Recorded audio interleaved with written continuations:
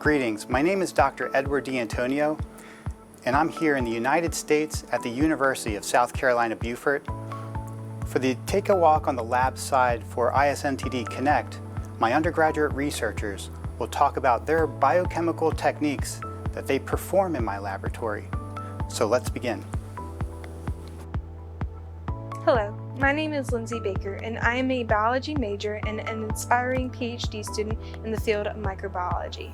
I am very passionate about research, and I plan to make advancements throughout my career in medicine and research to better the lives of people who are suffering from disease. I perform research related to Trypanosoma cruzi, in which I study the enzyme glucokinase. Glucokinase is considered a potential drug target, but my research is involved in determining if it is actually a validated drug target. This project involves protein overexpression in E. coli and purification. In this case, we are purifying a mutation of this protein.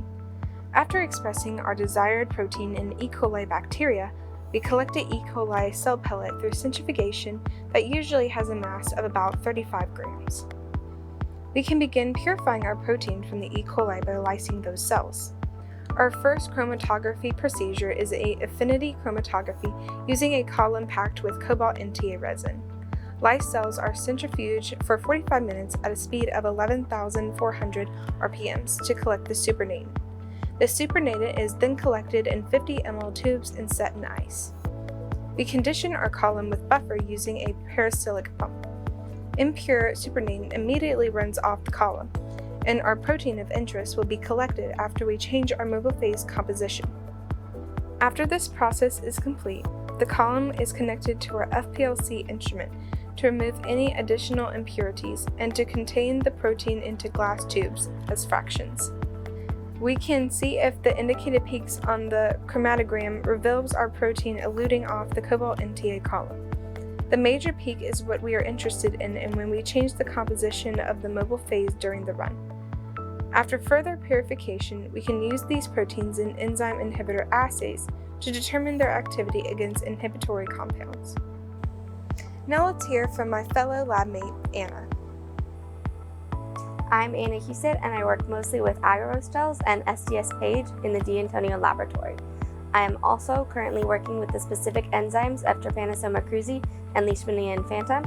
I also work with molecular taxonomy work.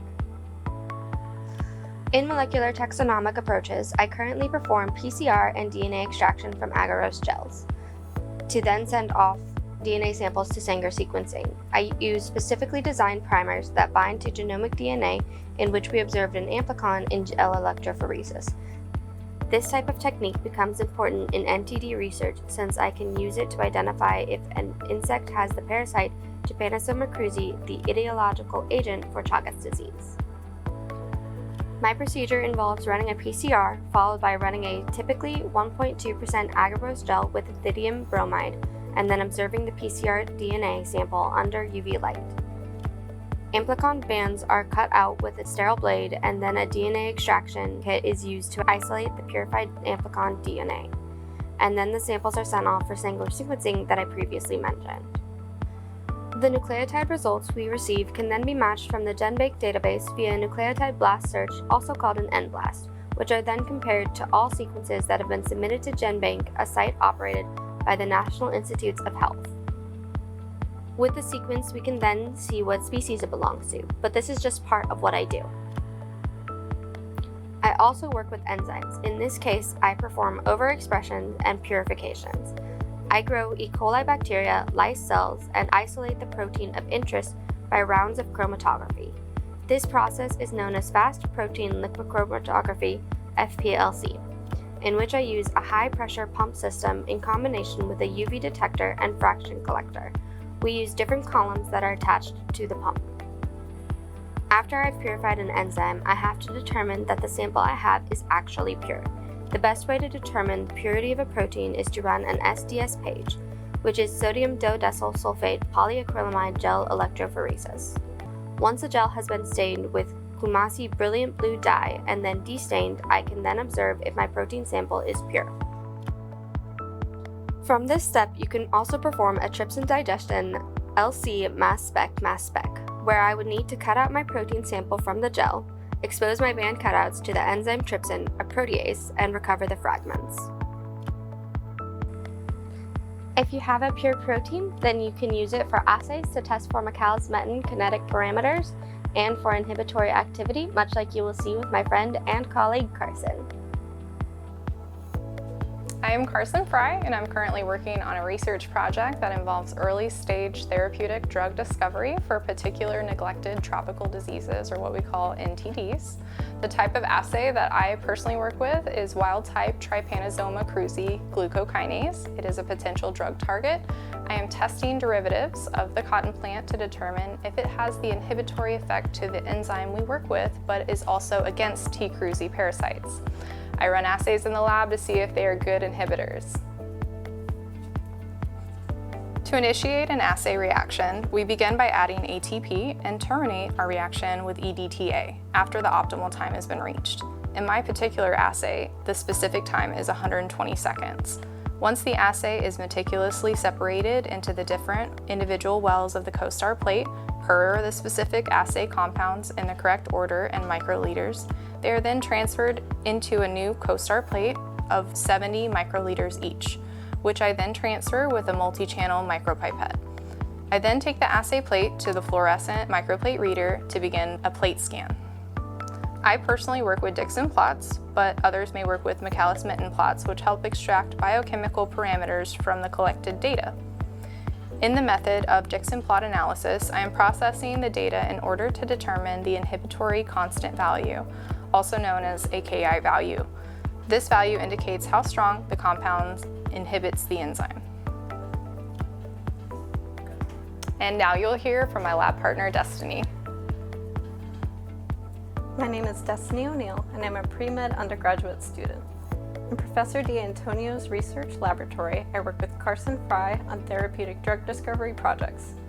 Carson and I use enzyme inhibition kinetics-based experiments to evaluate the inhibitory potential of natural products such as gospel, along with its synthetic derivatives against the potential drug target Trypanosoma cruzi glucokinase. To run the enzyme inhibition kinetics experiments, we manually perform assays, often running 2 compounds at a time, using a series of reagents and carefully calculated measurements including varying substrate concentrations.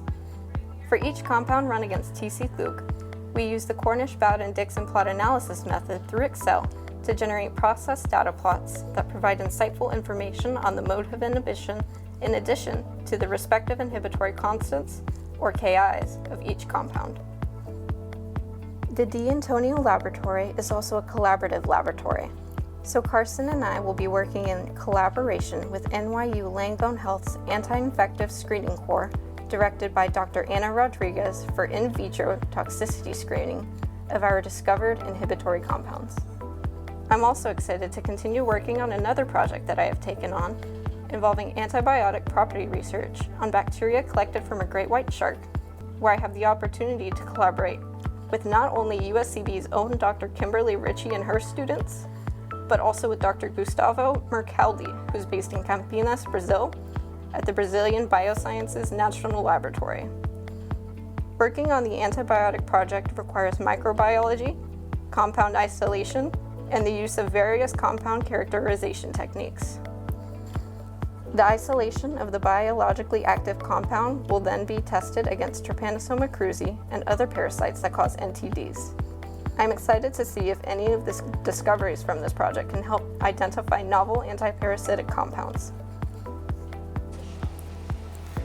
In conclusion, you've seen my labs now and the students that work in my research group. And I wanted to express a thank you to the ISNTD director, Marianne Comparet. And if you have any questions, please reach out. Thank you.